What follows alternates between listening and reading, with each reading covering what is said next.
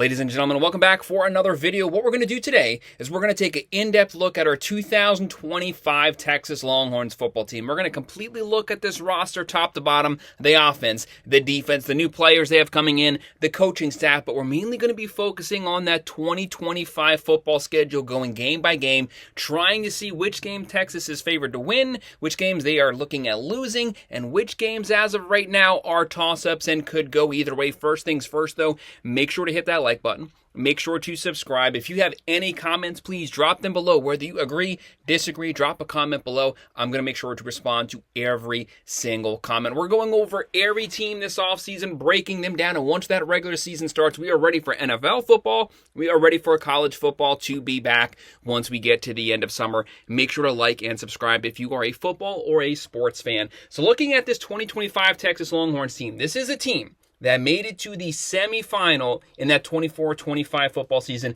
A very successful season. It was the final run for Quinn Ewers on the Texas Longhorns. Texas is losing a lot of key players to the draft. They're going to have a lot of players drafted. They will at least have 3 to 4 first-round picks coming up this draft this month. There's a lot of guys leaving, but there's a lot of guys coming up. Last season, the Texas Longhorns had the number 4 overall roster, according to ESPN. Again this season, they come in with a top 5 overall roster. This team is loaded on offense. This team is loaded on defense. Steve Sarkisian has been working overtime on the recruiting trail and in the transfer portal, making sure that the Texas Longhorns fans, that you guys have an elite product put on the field. Texas Longhorns fans, you guys are a rabid fan base. You demand excellence. There's nothing wrong with that. You have a team that could potentially give you that excellence. You made it to the semifinal last season. You were competing in the SEC. Your 2 losses were to Georgia both times. Georgia is also replacing a lot of players. The SEC is up for grabs. The national championship is up for grabs this season. A lot of your top teams from last year, they lost their quarterbacks or having to replace a lot of pieces.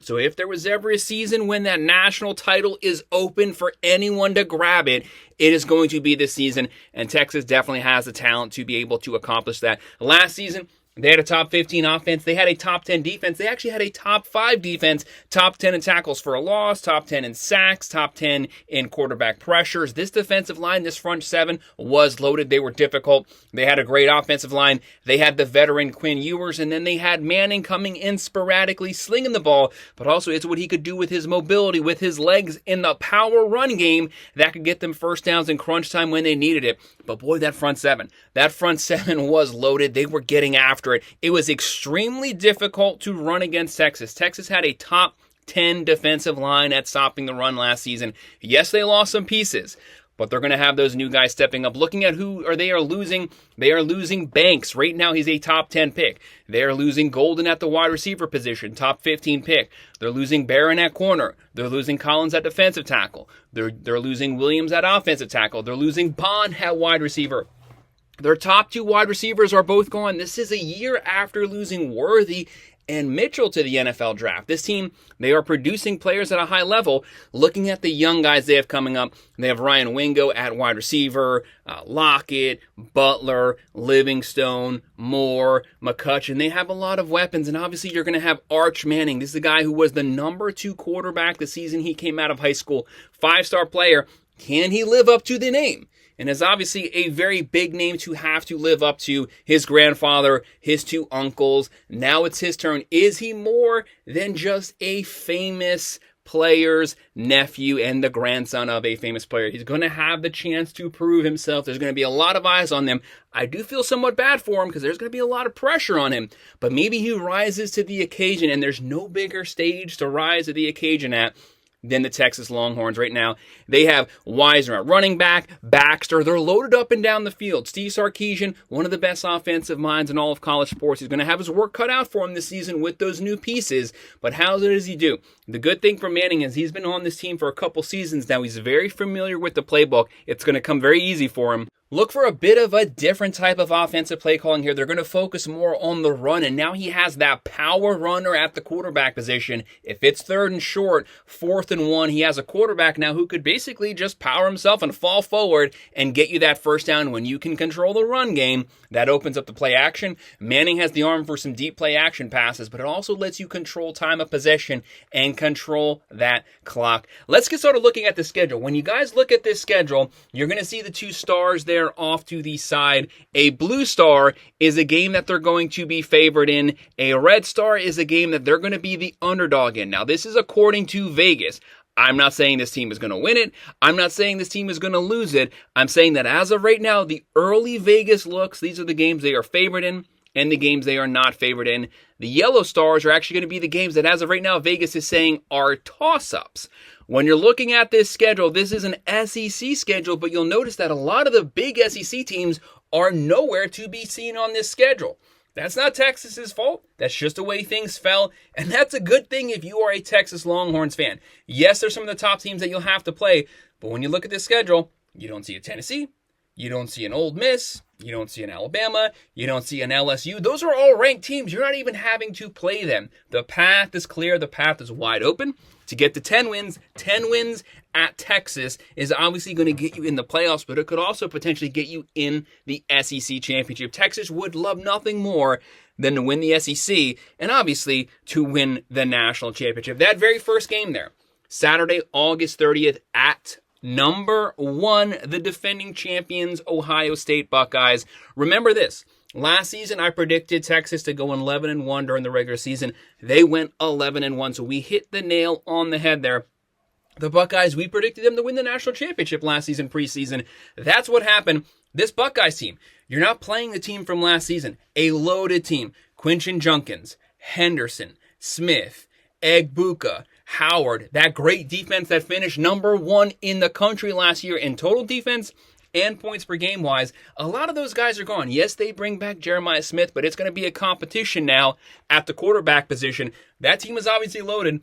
They're a top 5 roster in themselves, but they're having to replace a slew of players on both sides of the ball. So that potentially gives Texas the advantage here. Right now, Vegas has this as a toss-up. Not saying Texas is going to win it. Not saying Texas is going to lose it. Just as of right now, it's too early to pick who's going to win this game. That's no slight on Texas. It's not a slight on the Buckeyes. This game is anyone's game, but you have to remember it's at Columbus, Ohio. It's going to be very difficult. They're going to be the defending champions coming in there with some attitude, but Texas is not going to be afraid of them at the line of scrimmage. This is going to be a really good game. It's going to be decided in the trenches. It's going to be decided on the defensive side of the ball.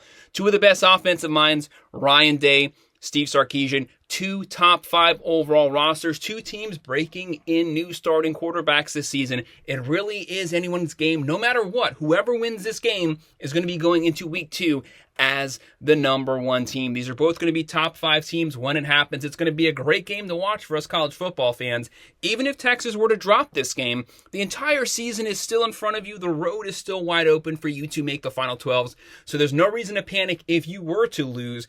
But obviously Texas knows that they can easily go in here and they could win this game as well. And if you win it, an out-of-conference number 1 ranked win, that's obviously going to move you to number 1, and the entire season is in front of you, basically, and you are destined for the playoffs. Then after that, Saturday, September 6th, we have San Jose State Spartans.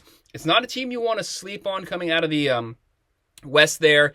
It's a pretty decent team, pretty decent offense. You know, they're a 7-5 type team. They have talent on the offensive slide, slinging the ball down the field, but obviously coming off of that Buckeyes game, it's going to be a physical game. They're going to be banged up. They're going to be tired. But it's really not going to matter what the outcome of that Buckeyes game is because they're going to beat the crap out of San Jose State. That defense is going to dominate here. That front 7 is going to get so much pressure on the Spartans. It's going to make a massive difference. They're going to have turnovers. They're going to be getting after the quarterback. They're going to have tackles for a loss. So if they beat the Buckeyes, they continue that momentum here. They're 2-0. If they lose to the Buckeyes, they just want to make sure to get themselves back mentally right. But even if they stumble into this game, they are talented enough to where they will still win it. And they'll win it convincingly. So obviously, they are favored by Vegas here. Then after that, Saturday, September 13th, we have the UTEP Miners. We have 4 straight out-of-conference games to start the season here. I guess that's a good thing. That's a bad thing. No matter what, at least 3 of these 4, Texas is obviously going to be the favorite in. They're going to roll right through UTEP. Game's not going to be close. They're favored there. Saturday, September 20th, Sam Houston Bearcats. This is a team that was actually pretty decent 2 to 3 seasons ago. That's not the case right now, and they obviously don't have the talent to match Texas. Texas better not lose any of these 3 games right here. Worst case scenario, after 1/3 of the season, you've lost to the number 1 team, and you're 3-1. Best case scenario, you've beaten the number 1 team, and you're 4-0 right now going into the bye week.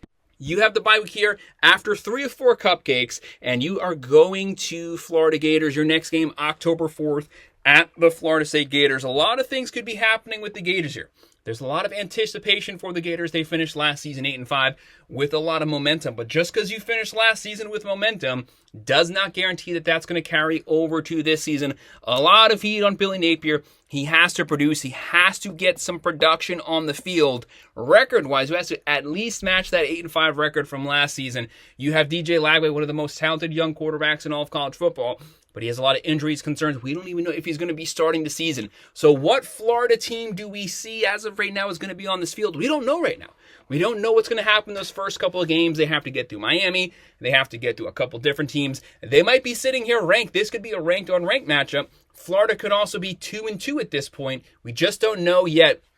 But obviously, if you're looking at a preseason-wise, you're going to have Texas favored as of right now. But you don't want to sleep on Florida. Florida played Texas close last season with their third-string quarterback because Mertz was hurt, Lagway was hurt. They still made the game competitive. Florida's going to be ready to play no matter what happens to them. They seem to really like playing for Billy Napier. So they'll show some heart here. They'll be in Gainesville. This is probably going to be a night game. Could be the game of the weekend that weekend. But we're going to go with Texas being favored. And then Saturday, October 11th versus Oklahoma State Sooners. Obviously, this is one of the biggest games in all of college football. This game is at the neutral site, Dallas, Texas. Oklahoma, last season did not necessarily go the way that they thought it was, but I did predict them to get 7 wins last season. So I was in no way surprised with the product put on the field by the Sooners. Brent Venables, Jackson Arnold, things just didn't work. I said last season that they weren't going to work, and that's what happened. He was too careless with the ball, too many turnovers. They have a great defense, top 20 defense, top 10 in a lot of physical stats there. Their biggest issue was, one, depth at wide receiver. Everybody was banged up, and mainly the quarterback position. Yes, they beat Alabama, but Oklahoma really stunk it up last season. Texas curb stomped them in this game last year. I don't foresee that happening this season. It's not an indictment on Texas. Obviously, Texas, very talented, but Oklahoma is going to be better at the most important position in football, the quarterback position. They have John Mateer transferring over from Washington State. If you're an SEC fan, do not roll your eyes at that. Don't forget the last transfer portal quarterback. Heisman finalist, potential number 1 overall pick, Cam Ward, transferred from Washington State to Miami. Lit it up on the Gators, lit it up on an SEC school, lit it up on everybody that he played. It's not his fault that his defense was completely atrocious. John Mateer, this guy can run, he can sling the ball. His offensive coordinator is coming with him from Washington State. They run an up-tempo, modified air raid. They do run the ball a lot. They sling it up and down the field. This offense is going to be much improved over last season. They're not going to get shut out this year. That's what I'm saying. I think Texas is still obviously capable of beating them. They're capable of technically beating anyone in the country with the talent they have on their roster. All that I'm saying. Oklahoma, Brent Venables, they've been recruiting well. They've also been working the portal well as well. You want to keep your eye on this team. This is a very talented Oklahoma State team. We have this one listed as a toss-up. Don't panic.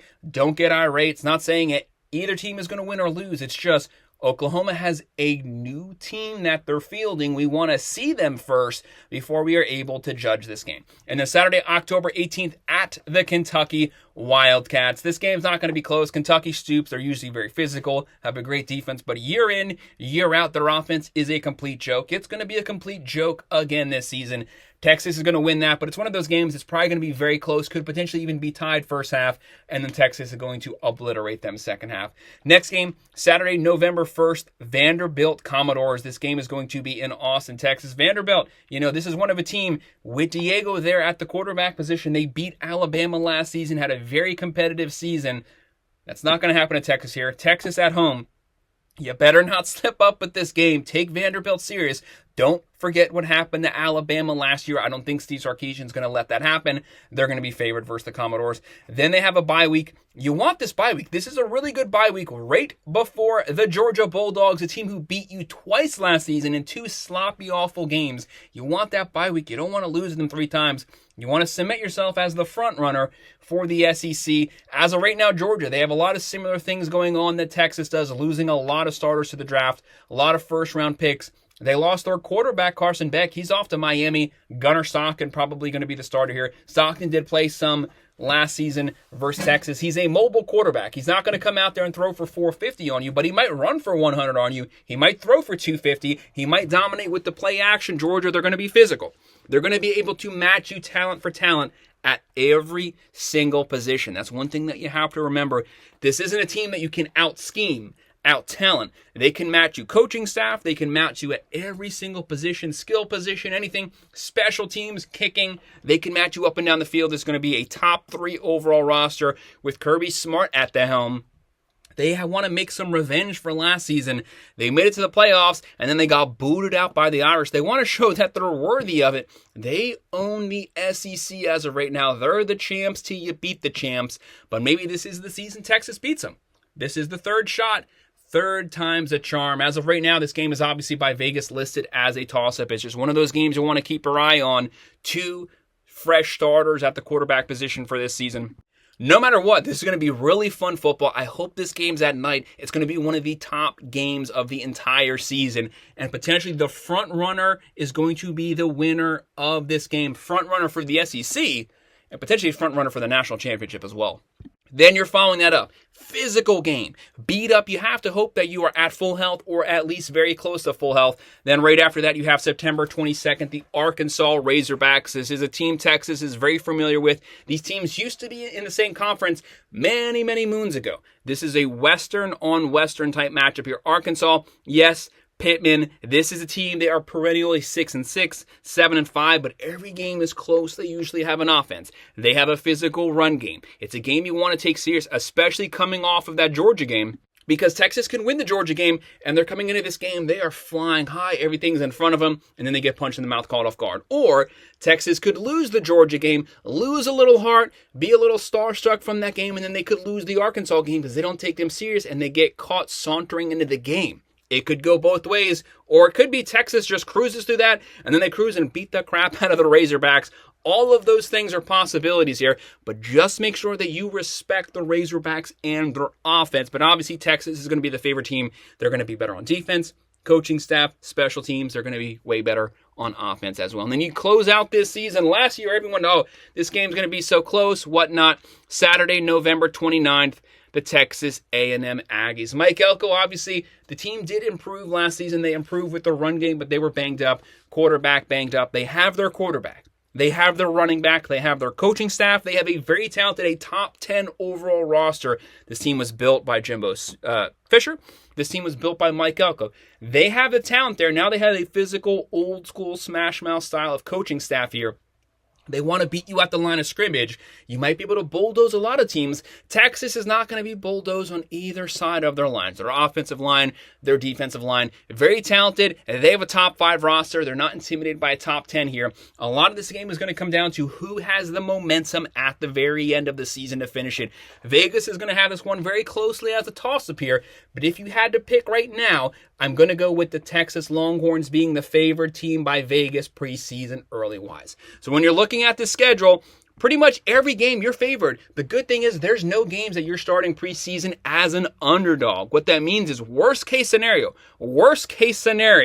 if you lose all your toss-ups, you finish 9-3. Best case scenario, you can win them all. You can go undefeated. You can go 10-2. Either of those options, 10-2, 11-1, 12-0. You get into the playoffs with all of those. You might even sneak in as a 9-3 team coming out of the SEC. So everything is in front of you this season. The real ones that you really have to keep your eye on, obviously, playing the Buckeyes, playing the Sooners, playing the Bulldogs. The next one would be Florida and the Aggies. Those are those games that you want to keep your eyes on. Guys, that's just a quick breakdown, a quick prediction, preview of our schedule for the 2025 Texas Longhorns. Make sure to hit that like button. Make sure to subscribe. If you have any comments, drop them below, and I will respond. Thank you.